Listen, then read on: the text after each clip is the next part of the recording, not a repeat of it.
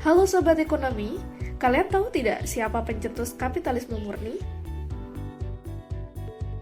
Kapitalisme murni dicetuskan oleh Adam Smith, seorang filsuf berkebangsaan Skotlandia.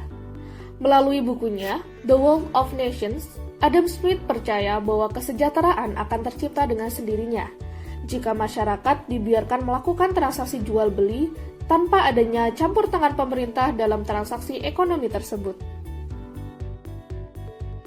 Adam Smith menyadari sifat kerakusan manusia dalam setiap aktivitas ekonomi membuat ia ingin mencari keuntungan tak terbatas. Namun, akan selalu ada tangan tak terlihat sebagai efek samping dari kerakusan manusia tersebut. Tangan tak terlihat itu menjamin semua masyarakat akan sejahtera. Definisi sistem ekonomi kapitalis. Sistem ekonomi kapitalis sendiri merupakan suatu sistem yang memberikan kebebasan yang cukup besar bagi pelaku-pelaku ekonomi untuk melakukan kegiatannya terbaik bagi kepentingan individual atas faktor-faktor produksi. Pada sistem ini, terdapat keleluasan bagi perorangan untuk memiliki sumber daya, seperti kompetisi antar individu dalam memenuhi kebutuhan hidup, kemudian persaingan antar badan usaha dalam mencari keuntungan. Lalu apa saja sih ciri-ciri dari sistem ekonomi kapitalis? Ciri yang pertama yaitu self-interest. Maksud dari self-interest yakni sistem ekonomi kapitalis berada di bawah kepentingan individu. Masyarakat mempunyai kebebasan secara penuh dalam melakukan persaingan bisnis untuk meraih keuntungan yang sebesar-besarnya. Ciri yang kedua yaitu mengedepankan hak perseorangan. Dalam sistem ekonomi kapitalis, rakyat dibebaskan untuk menimbun kekayaan tanpa harus memikirkan kondisi orang lain. Ciri ketiga yaitu masyarakat bebas dalam bertransaksi. Masyarakat bebas untuk melakukan kegiatan ekonomi tanpa campur tangan dari pemerintah. Pemerintah hanya sebatas fasilitator kegiatan ekonomi dan tidak ikut campur dalam hal pembuatan kebijakan. Negara hanya fokus mengawasi kelancaran kegiatan ekonomi. Ciri yang keempat yaitu persaingan yang bebas. Pelaku bisnis atau usaha dapat dengan bebas melakukan persaingan di pasar. Para pelaku bisnis dapat menawarkan produknya dengan cara apapun dan konsumen dapat membeli sesuatu yang cenderung menguntungkan mereka.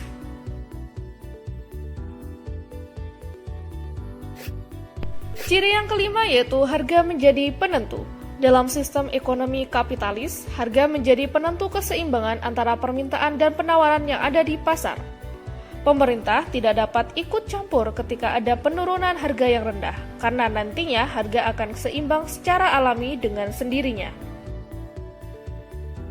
Setelah membahas ciri-ciri dari sistem ekonomi kapitalis, mari kita bahas secara singkat mengenai apa yang dimaksud dengan kapitalisme dan neoliberalisme.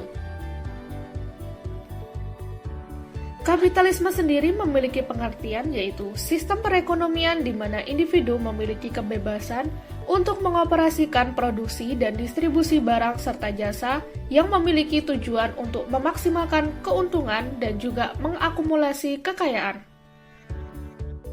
Sedangkan neoliberalisme sendiri memiliki pengertian yaitu ideologi dari ekonomi yang mengusung manusia dapat menjadi yang terbaik dengan memberikan kebebasan pada orientasi kewirausahawanan individu dan keahlian dalam kerangka institusional yang mempunyai karakter seperti properti pribadi, pasar bebas, dan perdagangan bebas. Neoliberalisme merupakan gagasan yang terkait dengan upaya untuk kembali pada kebijakan ekonomi liberal klasik yang dicetuskan oleh Adam Smith dan David Ricardo. Lalu, apa ya tujuan dari neoliberalisme ini? Neoliberalisme memiliki tujuan untuk mengurangi intervensi dari pemerintah dan mendorong terwujudnya perekonomian melalui mekanisme pasar. Neoliberalisme ini lebih menekankan pada deregulasi pasar, privatisasi badan usaha milik negara, campur tangan pemerintah terbatas, serta pasar internasional yang lebih terbuka.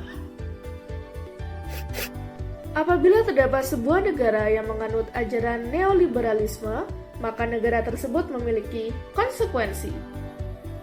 Konsekuensi yang pertama yaitu semakin dikuranginya campur tangan pemerintah dalam perekonomian melalui program deregulasi dan debirokratisasi. 2. Dihapuskannya badan usaha milik negara dan dipromosikannya privatisasi. Dan yang ketiga, dihapuskannya atau dikuranginya program-program bantuan pemerintah dan pajak. Kapitalisme dan neoliberalisme merupakan dua konsep yang terkait dengan ekonomi dan politik. Meskipun terdapat persamaan antara kedua konsep tersebut, keduanya memiliki perbedaan. Penasaran dengan perbedaannya? Perbedaan dari sisi kapitalisme yaitu yang pertama, sistem ekonomi di mana produksi, distribusi, dan alokasi sumber daya ekonomi dikendalikan oleh sektor swasta. Pembeda kedua yaitu pasar bebas adalah salah satu prinsip utama kapitalisme, di mana harga dan alokasi sumber daya ditentukan oleh mekanisme pasar seperti permintaan dan penawaran. Pembeda yang ketiga yaitu properti pribadi, persaingan, dan keuntungan adalah pendorong utama dalam sistem kapitalisme. Sedangkan dari sisi neoliberalisme, pembeda pertama yaitu ideologi ekonomi yang menekankan peran pasar lebih besar dan pemerintah lebih kecil dalam ekonomi. Pembeda kedua, mendorong deregulasi ekonomi, privatisasi, dan pengurangan intervensi pemerintah dalam bisnis dan pasar. Dapat disimpulkan bahwa kapitalisme merupakan konsep yang lebih umum dan dapat muncul dalam berbagai bentuk di seluruh dunia. Sedangkan neoliberalisme merupakan sebuah pandangan atau pendekatan khusus dalam konteks kapitalisme yang mendorong reformasi pasar dan pemerintah lebih terbatas. Selanjutnya, mari kita bahas mengenai sistem kapitalis di Indonesia. Simak penjelasannya berikut ini. Untuk memahami apakah sebuah negara bercorak kapitalisme ataukah sebaliknya yaitu sosialisme, maka indikator yang paling mudah untuk digunakan adalah dengan melihat seberapa besar pihak-pihak yang menguasai sektor ekonominya. Jika sektor-sektor ekonomi lebih banyak dikuasai oleh swasta, maka negara tersebut cenderung bercorak kapitalisme. Dan sebaliknya, jika ekonomi lebih banyak dikendalikan oleh negara, maka negara tersebut lebih bercorak sosialisme. Dengan menggunakan tolak ukur tersebut, kita dapat menelusuri sejauh mana kapitalisme telah menjalar di Indonesia. Sistem ekonomi kapitalis di Indonesia dilatar belakangi oleh perseteruan politik antar negara-negara barat yang dikenal dengan sebutan Blok Barat untuk negara-negara bagian barat dan Blok Timur untuk negara-negara bagian timur. Blok Barat dalam mengembangkan perekonomian menggunakan konsep sistem ekonomi kapitalis. Sedangkan Blok Timur menggunakan konsep sistem ekonomi sosialis. Dengan berbagai kekuatan propaganda yang dimiliki oleh negara-negara barat tentang penerapan sistem ekonomi kapitalis, maka pandangan masyarakat dunia jauh lebih baik jika dibandingkan dengan sistem ekonomi sosialis.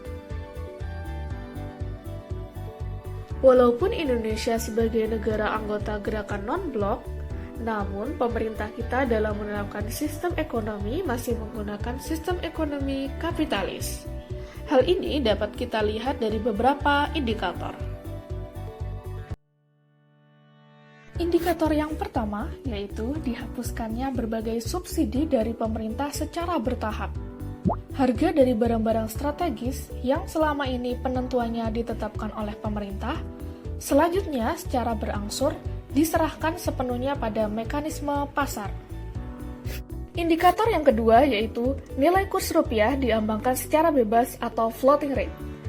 Sesuai dengan kesepakatan dalam LOI atau Letter of Intent dengan pihak IMF, penentuan nilai kurs rupiah tidak boleh dipatok dengan kurs tetap. Dengan kata lain, Besarnya nilai kurs rupiah harus dikembalikan pada mekanisme pasar.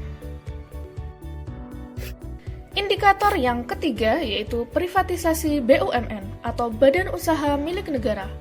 Salah satu ciri ekonomi yang liberal adalah semakin kecilnya peran pemerintah dalam bidang ekonomi. Termasuk di dalamnya adalah kepemilikan aset-aset produksi. Dengan dijualnya BUMN kepada pihak swasta, baik swasta nasional maupun asing, berarti perekonomian Indonesia semakin liberal. Indikator yang keempat yaitu peran serta pemerintah Indonesia dalam kancah WTO dan perjanjian GATT. Dengan masuknya Indonesia dalam tata perdagangan dunia tersebut, semakin memperjelas komitmen Indonesia untuk masuk kubangan liberalisasi ekonomi dunia atau kapitalisme global. Lalu bagaimana sih awal mula kapitalisme di Indonesia?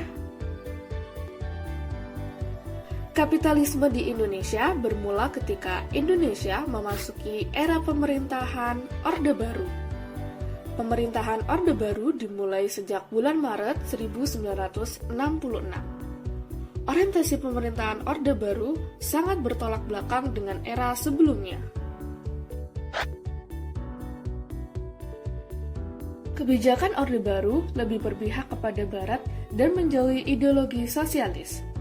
Dengan membaiknya politik Indonesia dengan negara-negara Barat, maka arus modal asing mulai masuk ke Indonesia, khususnya penanaman modal asing atau PMA dan hutang luar negeri yang mulai meningkat.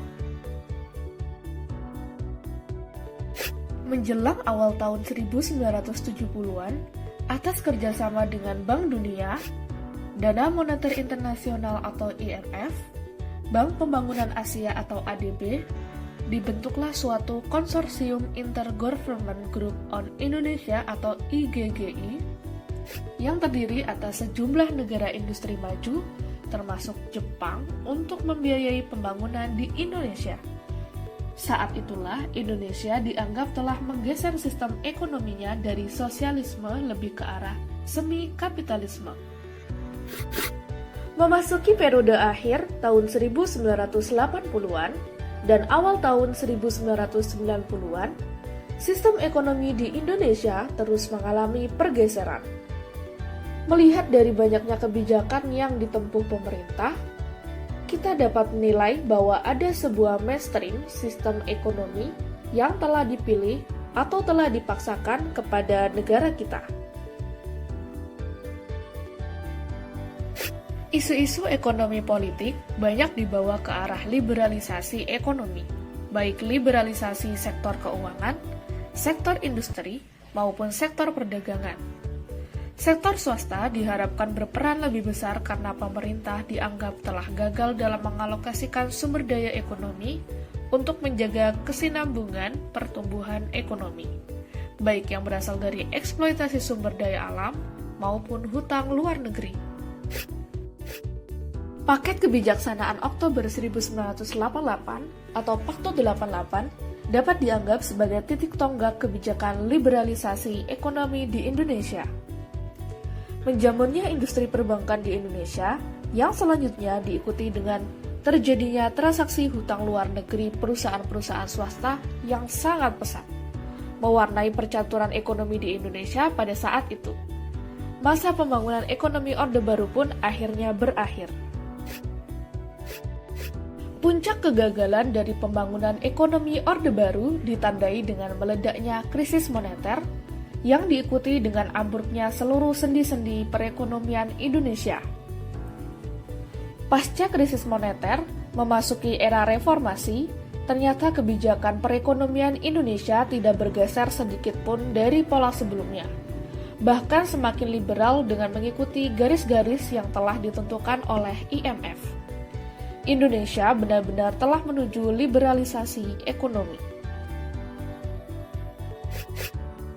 Itulah tadi pembahasan seputar sistem ekonomi kapitalis dan kapitalisme.